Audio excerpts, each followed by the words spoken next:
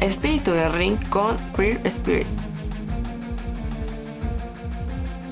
Bienvenidos al episodio número 15 de Espíritu del Ring. Yo soy Queer Spirit y vamos a hablar por primera vez en este podcast de un producto audiovisual, que es lo que realmente me apasiona a mí en esta vida. Hablar de cine, hablar de producción audiovisual desde la perspectiva documental, por ejemplo, en este caso, obviamente ejecutarlo en otro determinado caso, por algo hacemos un podcast aquí. Y ciertamente creo que hablar de Vince McMahon, el titán de WWE, vale mucho la pena. Porque he visto la revisión desde la perspectiva del fanático de la lucha libre, la cual es muy válida y aprecio demasiado en muchas ocasiones. Pero cuando se trata de un producto audiovisual, cabe también hablar desde la perspectiva de creador audiovisual. Y creo que eso es lo que vamos a hacer el día de hoy. Vamos a desentrañar un poquito este documental que a mí me pareció, ya les digo de entrada, buenísimo. Yo pensé en algún punto que iba a llegar a estar al nivel de Last Dance, aquel documental sobre los Bulls y cómo lograron la gloria. Y aunque podría ser el Last Dance del pro wrestling a nivel mundial, no tiene la misma calidez ni la misma calidad. Y ahora hablamos de eso. Otra cosa que me parece bastante importante y considero que vale mucho la pena recalcar es que el documental está endulcorado. Sí, vamos a ver todo el tema Janelle Grant, pero lo vamos a ver en apenas 10 minutos y sin profundizar demasiado. Y a ver, hay una razón del por qué no se profundiza demasiado. Este documental se comienza a filmar por ahí de 2021. Imagínense si no es que en 2020, 2019 habían comenzado la preproducción. O sea, ¿cuánto tiempo puede llevar construir una obra documental de este calibre? Que apenas en 2021 se estaban grabando las entrevistas. Eso quiere decir que ya había habido acercamientos con muchísimas otras personas para la ejecución de este documental. El pasar demasiado tiempo con Vince McMahon para que aprobara el producto como tal, que eso es bien importante cuando se trata de una perspectiva documental. Y obviamente pues acordar fechas de rodaje, etc.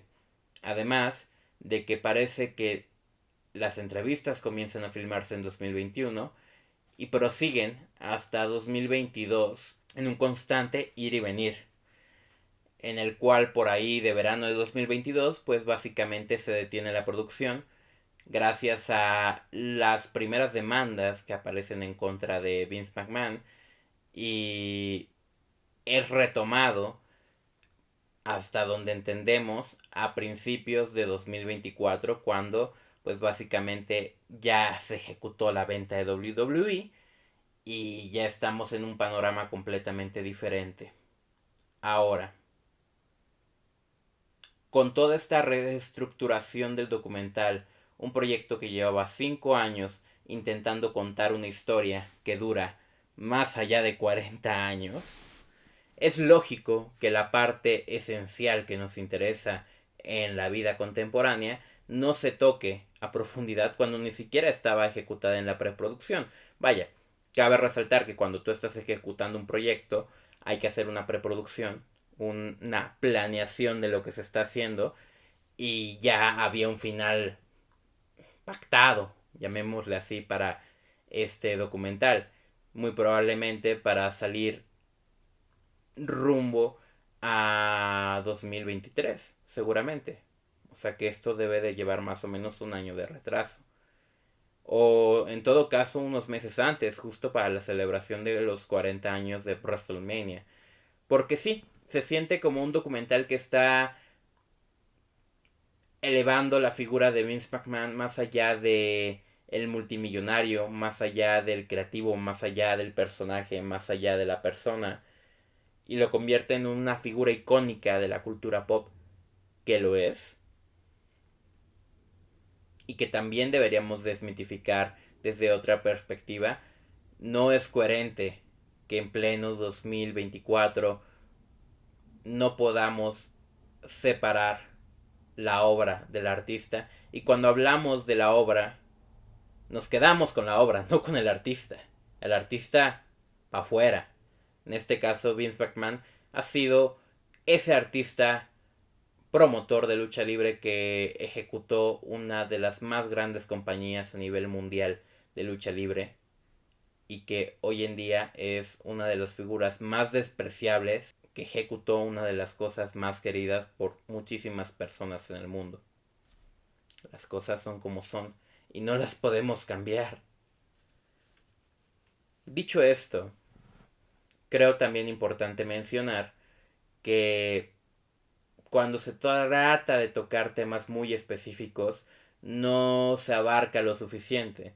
Es más, hay mucho más enfoque en cuál ha sido la trayectoria y el camino de alguien como Shane O'Mac que en todo el caso Chris Benoit, que para quien consume WWE con frecuencia sabe que el caso Chris Benoit es uno de esos que se ponen en las sombras, que casi parece que no quieren que los veamos, pues porque obviamente conlleva muchísimas cosas.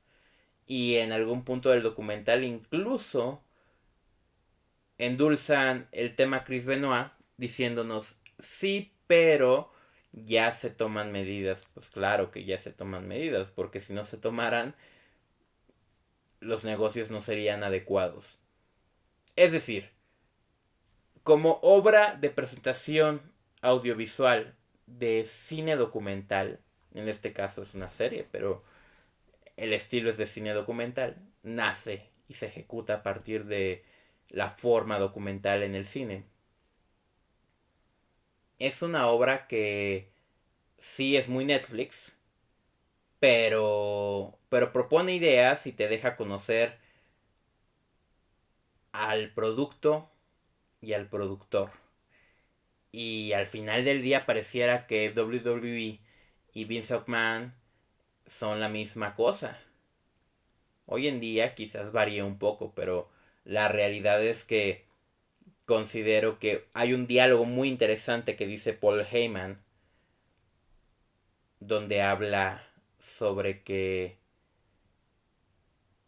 WWE ha consumido profundamente la vida de Vince McMahon, que no lo ve haciendo otra cosa porque la relación más segura, la relación de más fidelidad, la relación más importante de la vida de Vince McMahon ha sido con WWE. Y que hasta incluso hace unos meses el tipo no quisiera dejar la vanguardia y darle paso a una nueva generación. También nos habla de lo tóxico que podía llegar a ser Vince McMahon con su bebé, que se había convertido más grande de lo que el propio hombre era. Es una historia sumamente romántica, pero no hay que olvidar que el tipo no está lejos de los tipos más asquerosos de la sociedad actual. Y no porque hayan hecho las mismas condiciones, pero con hacer una sola ya estás dentro de esa lista. ¿Se me entiende? Que deberíamos tratar a Vince McMahon con el mismo tajo que tratamos a figuras como Jeffrey Epstein. Y sí es cierto que lo que te dice un documental no necesariamente te lo tienes que creer. Aquí ya vamos a entrar a temas más escabrosos, porque considero que cuando hablas de una producción audiovisual de calidad narrativa, estás constantemente referenciando a otras que se ejecutaron.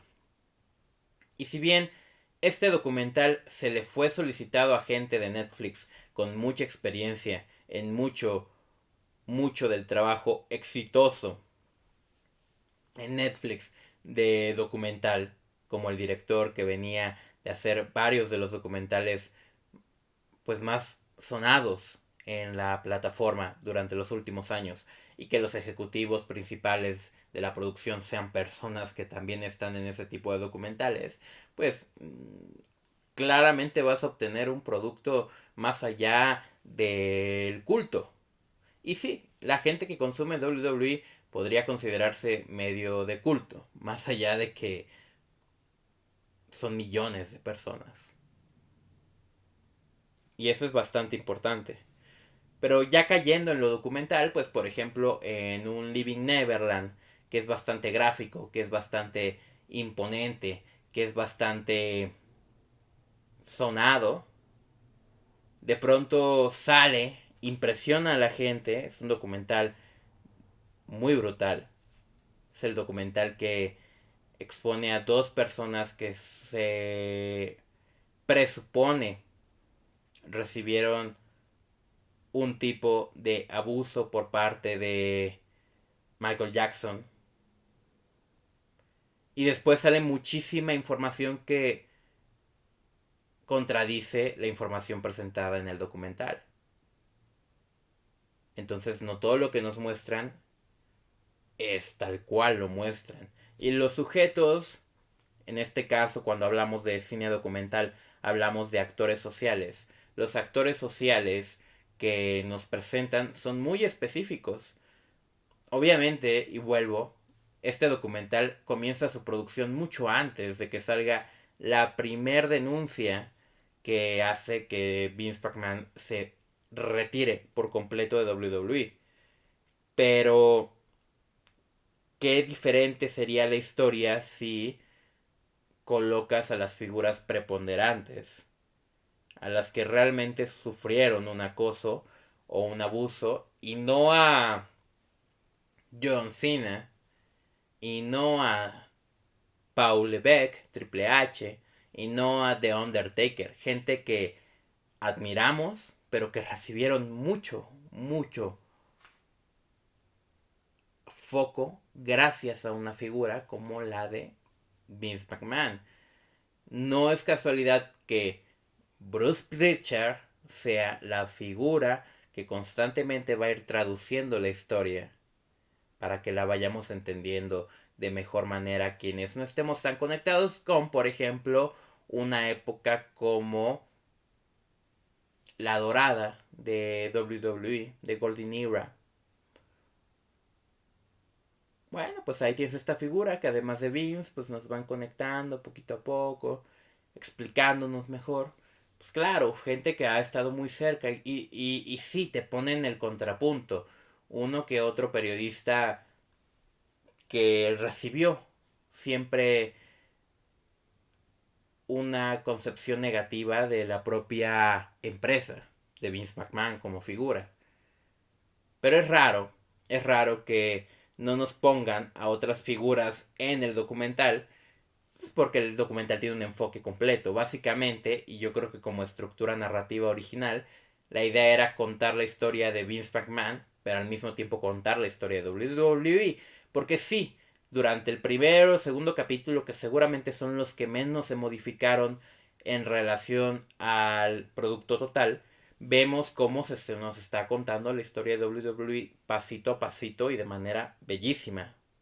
Cabe resaltar, entre sus altos y sus bajos. Y sí, de por de medio, juicio de los esteroides, por de medio, el juicio de los niños en ring, por de medio, ¿saben? Pero no profundizando demasiado. Porque, claro, profundizar demasiado daría para una serie documental que dejaría, pero mal parado, a WWE. Y resulta que Netflix acaba de firmar un contrato multianual, millonario, para tener su contenido en prime time en su plataforma. Entonces, sí, hay mucho que decir sobre WWE y la influencia y el poder que tuvo Vince McMahon en esa empresa, pero no demasiado, porque aquí tenemos negocios. Y el documental constantemente te reitera que todos son negocios. Y obviamente este documental es un negocio. Entonces, a mí me gusta el producto porque soy fanático de WWE desde hace muchos años. Si tú escuchaste el podcast anterior a este, sabrás que mi historia con la lucha libre nace por defecto, y aunque muchos fanáticos de Hueso Colorado aquí en México no estén de acuerdo, por WWE. Y ver la historia narrada de esta manera a nivel pop me gusta muchísimo. Pero sabes que hay muchas cosas que no son como las cuentan, en el sentido de que son más profundas a como lo cuentan. Y eso hay que resaltarlo. El documental puede ir mucho más allá, pero se detiene, equilibra entre el bien y el mal y endulcora, como ya lo decía al principio de este bloque, a los buenos, a los malos, porque sí, WWE siempre se ha tratado de eso, de face, de heel, y eso es lo que nos ofrecen en este documental. Los buenos de la historia, Bret Hart, siempre pulcro, siempre coherente. Vince, transgiversado, megalomaníaco. La narrativa documental también fuma de la ficción. Y cómo elijas tú contar este discurso es como le dará prioridad a la ejecución la historia. Es una forma de contar la historia, pero no es la historia. Es cómo se contó. Voy a cerrar este bloque aquí y vamos a regresar a hablar de lo que más me gustó del documental en sentido narrativo, en sentido estético, y vamos a ver de qué más podemos hablar en este que es un capítulo especial sobre el documental de Vince McMahon en Netflix.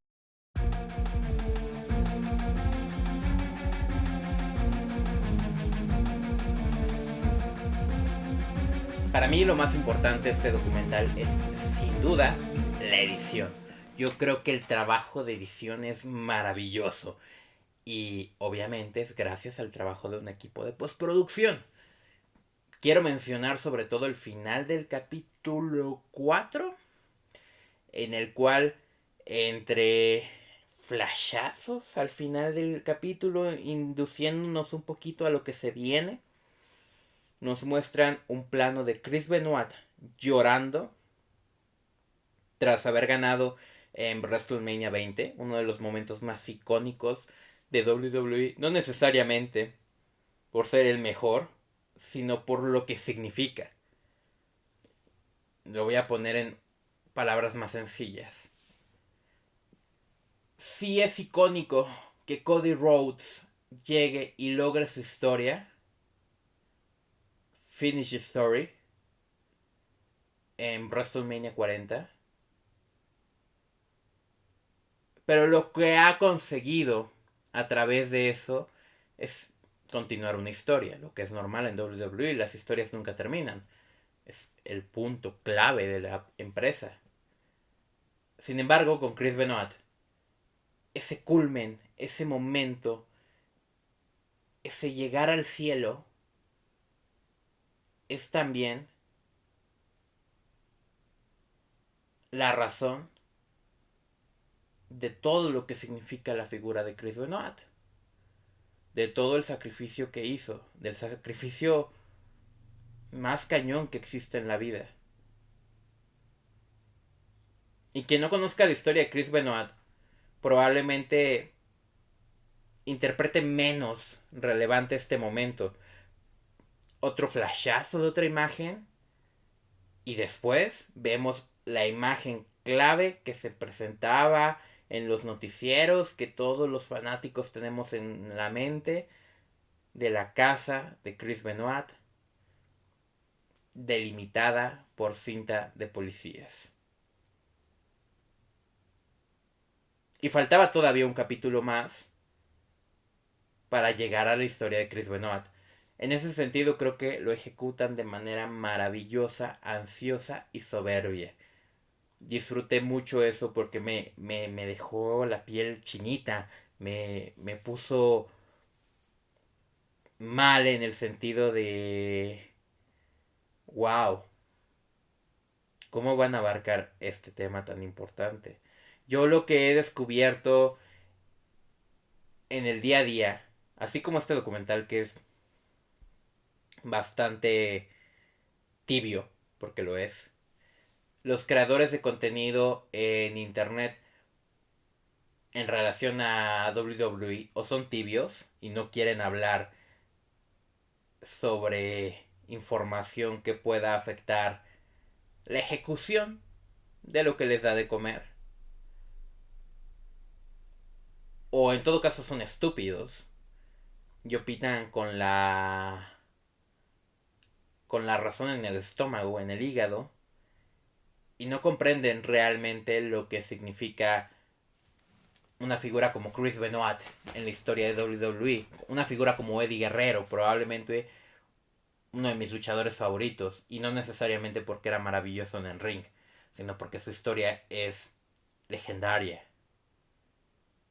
Porque la historia del hombre que pudo haber conquistado a nivel hispano la empresa más grande de la lucha libre en el mundo,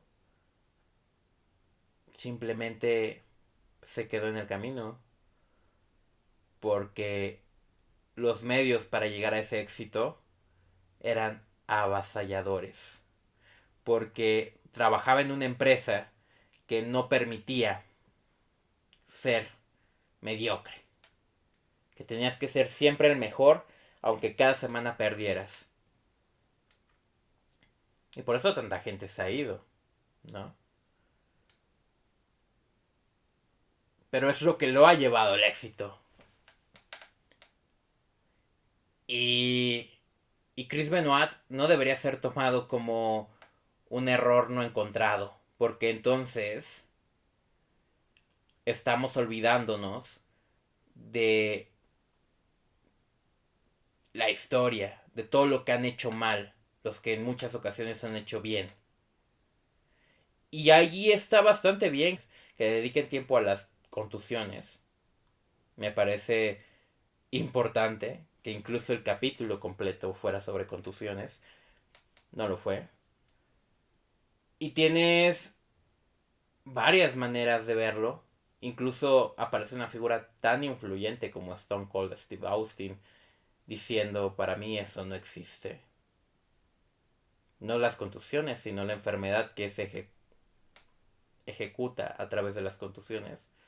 Y es bastante importante porque representa la forma de pensar de muchos americanos que, a pesar de saber lo que ha pasado históricamente con Chris Benoit, con Eddie Guerrero, con Owen Hart, no se sientan a cuestionarse si el producto que están consumiendo deberían seguirlo consumiendo. Y podrá ser tu producto favorito día a día. Pero a mí no me enoja que Cody Rhodes no gane en WrestleMania 39 el campeonato. A mí lo que me enoja es que ignoremos que la información fuera del kayfabe existe y no digamos nada sobre el tema. Y podemos seguir disfrutando del producto porque yo lo hago, pero también tenemos que señalar que no queremos en ese producto. No quiero una división femenina como en la Attitude que denigraba completamente a la mujer porque eso era lo que a un teenager de los 90 le gustaba. Y lo dicen excelente en el documental porque lo mencionan como eran tipos que vivían en casa de su mamá y que nunca iban a tener una mujer y por eso ver a una mujer tan bella ser denigrada les encantaba. Pues suena mal, incluso me parece que lo dice Dave Mercer. Suena mal, pero así es como era.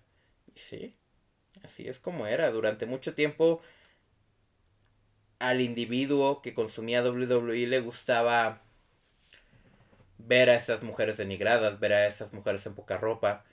Y si tú te has detenido alguna vez a escuchar un poco de mis opiniones de WWE, a pesar de que figuras como Stone Cold me fascinan, figuras como Triple H en la Attitude me parecen excelentes, el trabajo con el roster femenino me da náuseas. y con cualquier elemento en relación al roster femenino. Quien sea. Vince McMahon, Jerry the King Lawler, que me parece una figura despreciable y horrible, simplemente porque su personaje lo es. Y quien quieras que estuviera involucrado en esa época. No las luchadoras, sino quienes elegían contar la historia como la contaban. Y quienes decían, Simón, está bien. La lucha libre es mucho más allá de eso. Y ciertamente, por ejemplo, cuando están hablando de lo mal que fue la división de las divas, cómo no funcionaba, Piggy James y todas esas cosas, después te hablan de la Women's Evolution and the Women's Revolution. Y sí, pues fue una evolución a una semi-igualdad, pero todavía falta llegar más allá. Por eso se queda un poquito corto y tibio el documental, pero sirve para que los espectadores reflexionemos y digamos, ok, aguanta. Entonces este no es el punto más alto al que deberíamos estar llegando. No deberíamos agradecer que nos metan un combate femenino en una card donde tenemos 7 combates masculinos. Y eso pasa en WWE, y eso pasa en México, y eso pasa en todo el mundo. Porque quienes ejecutan la lucha libre femenina son igual de buenas que quienes ejecutan la lucha libre masculina, incluso mejores. Y it's a show, sí. Son muchas cosas, son tantas de las cuales hablar y tan poco tiempo para hacerlo. La verdad es que si nos sentamos a platicar horas y horas y horas de lo que vemos en este documental, perfectamente podemos reinterpretar la vida y lo que hay alrededor de ello. Ajá, quizá hoy en día apreciemos la figura de Triple H por todo lo bien que ha sabido llevar el nivel creativo de la empresa, pero también tomó unas decisiones creativas en los 90 con la atitudera que son despreciables. Y no hay que olvidarlo. Ni lo bueno, ni lo malo.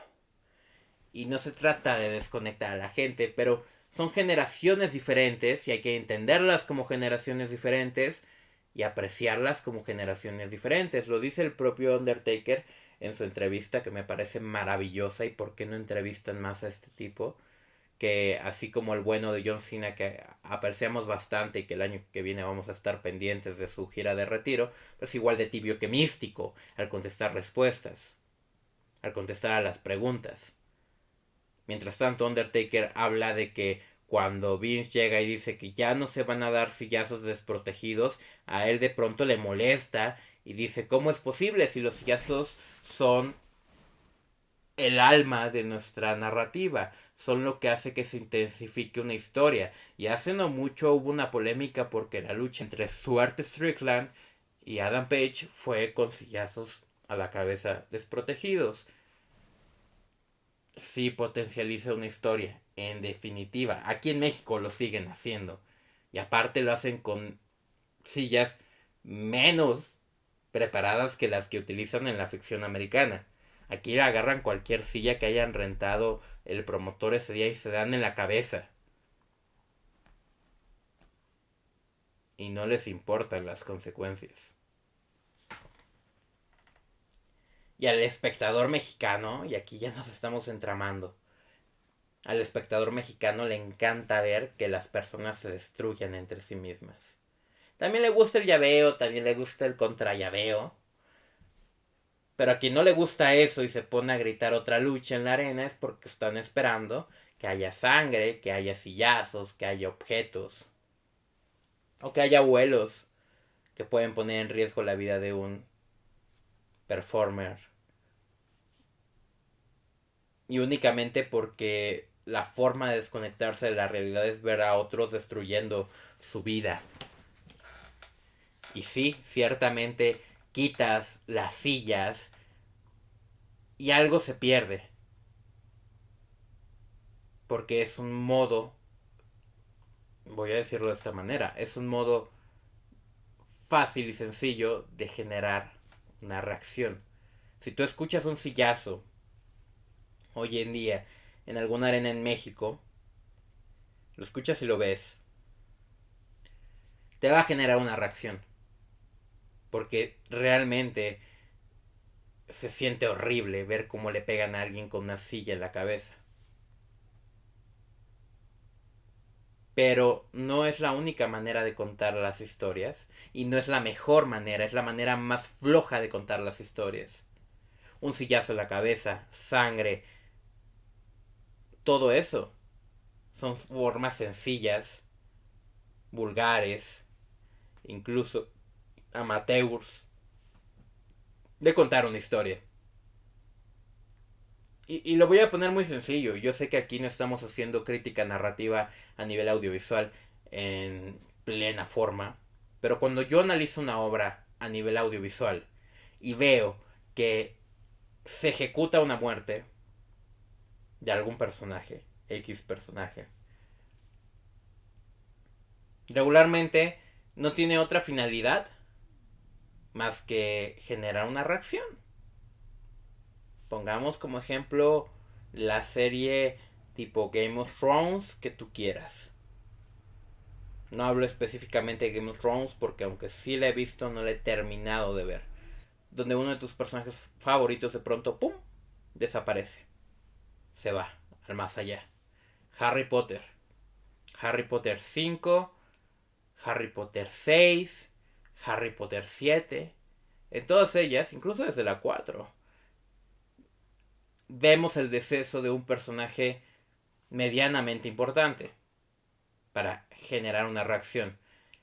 En lo narrativo, el personaje que recibe esta información, digámosle Harry, evoluciona a partir de eso. Pero son tantos los golpes en esta saga, por ejemplo, que a mí me encanta Harry Potter. Son tantos los golpes continuos que ya ni siquiera percibes el cambio en el personaje. Simplemente te estás dando cuenta, pues, de que hay una guerra y está difícil.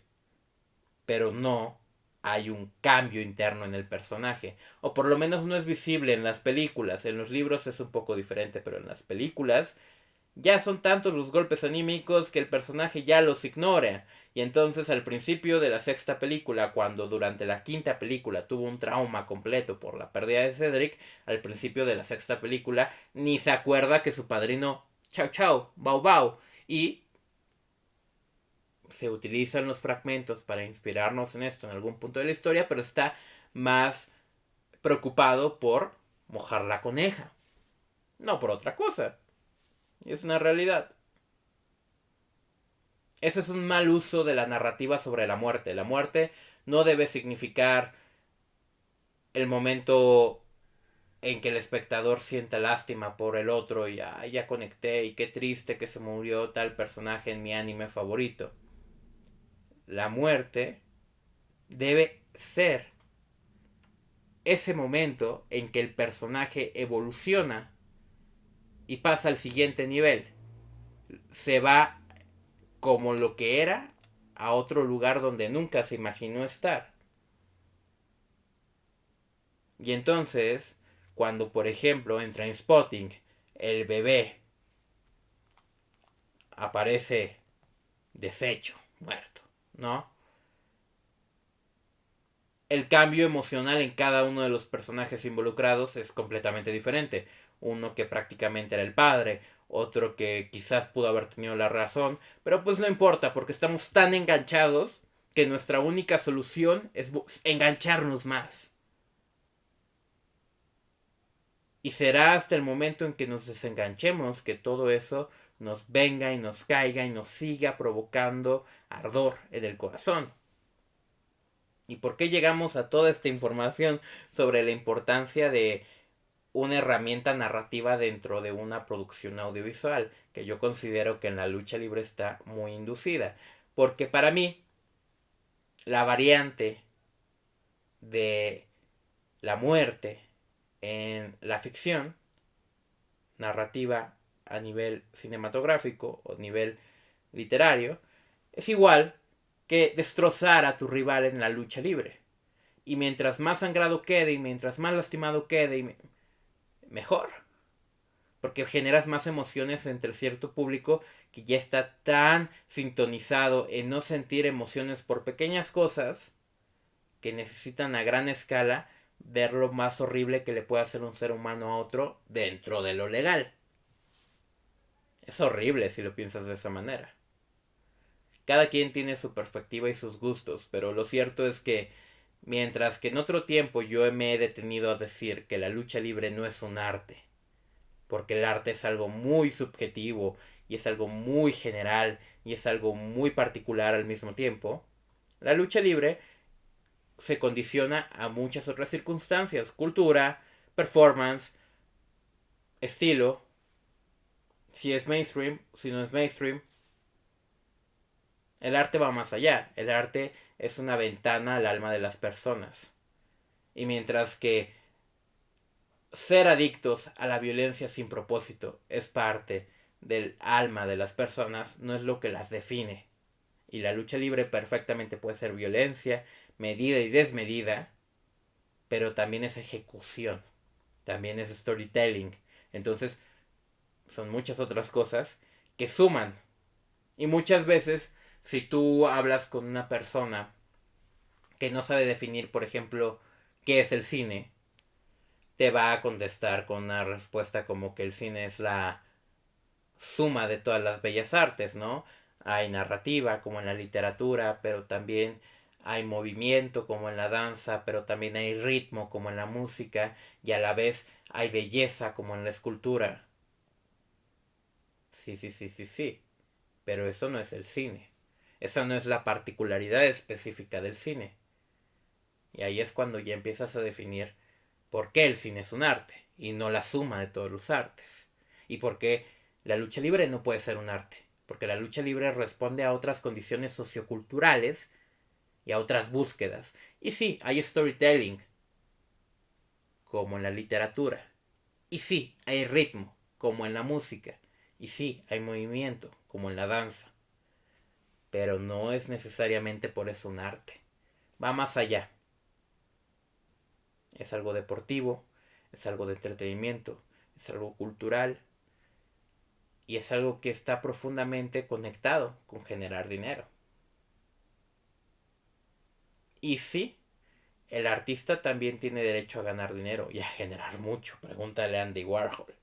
Andy Warhol, que por cierto sale en este documental y te da unas ideas bien interesantes al reaccionar a un evento de WWE al que asistió. Andy Warhol. Pero el arte de Andy Warhol respondía a otros intereses sociales. La lucha libre, así como el arte, más no el arte en sí,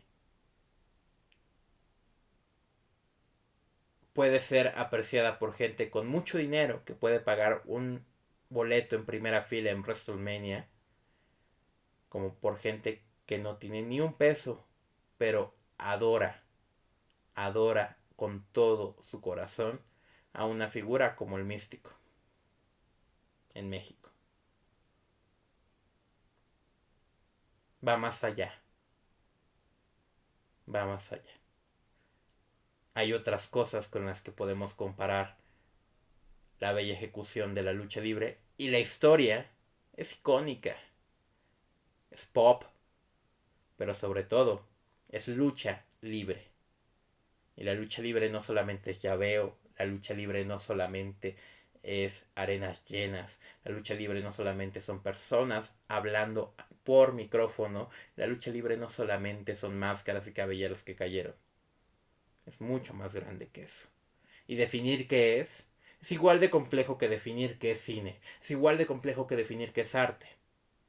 Pero sobre todo, para entenderlo mejor, hay que abrir el horizonte y entender cómo una de las empresas más grandes de la historia de lucha libre existe y viene. Y yo creo que el documental de Vince McMahon, el titán de WWE, es una buena introducción a ello. No creo que sea un documental perfecto, creo que carece de transgresión, creo que carece de contar las cosas como realmente fueron, creo que carece de calor, de hit algo que es bien importante en la lucha libre. Y se queda tibio como esos creadores de contenido que deciden no hablar del tema Owen Hart, que deciden no hablar del tema Chris Benoit, porque son demasiado sensibles las redes sociales hoy en día. Va más allá. Y mientras tú no hables y endulcores la realidad, los problemas van a seguir sucediendo. El espectador también tiene que ser consciente de que cuando estás pidiendo que al luchador lo destrocen en el ring, también estás destruyendo a una persona. En fin, son muchas cosas que hablar. Esto es únicamente una perspectiva desde un solo visionado del documental. Ya deseo verlo otra vez, pero yo creo que eso lo extenderemos en algún tipo de espíritu inquieto. Vemos cómo le dedicamos más tiempo a este documental que me parece fabuloso y que los invito a todos los que no lo han visto a acercarse a él, porque te guste o no te guste WWE, entender cómo una de las empresas de lucha libre más importantes de la historia está donde está, cómo está y por qué está, vale mucho la pena. Chicos, este podcast fue grabado antes de que me fuera de viaje y para este punto ya regresé y estuvieron 3 semanas sin contenido de actualidad en podcast principal, y eso es pues de una u otra manera de meritorio para el propio podcast, pero intenté traerles 3 contenidos diversos entre sí y que particularmente pudieran proponer algo diferente en lo que regresábamos a hablar de actualidad. La semana que viene ya vamos a hablar de todo lo que ha pasado este mes que no he estado hablando de actualidad, lo más relevante, lo más importante. Y además, bueno, tenemos los espíritus inquietos, que son podcasts sin video, donde estamos también exprimiendo esa información de manera continua. Entonces, tú te encuentras uno que otro cada tercer día y eso yo creo que ya es suficiente para que empieces a conectar un poquito con la realidad de la lucha libre en caso de que escuches esto sin estar demasiado inmiscuido con la lucha libre. Pero bueno, la semana que viene regresamos con ese tema. Agradezco mucho la paciencia. La verdad es que tenía planeado esto y además hay que trabajar, y entonces pues la mejor idea era organizar todo esto de manera previa al viaje y ya de regreso pues platicar un poquito de lo que sucedió, porque creo que va a ser por demás interesante. Sin más, nos vemos la siguiente semana con Espíritu del Ring, episodio 16, donde vamos a estar hablando por primera vez en un mes de actualidad y espero que nos acompañen. Sin más, chao. Espíritu del Ring con Queer Spirit.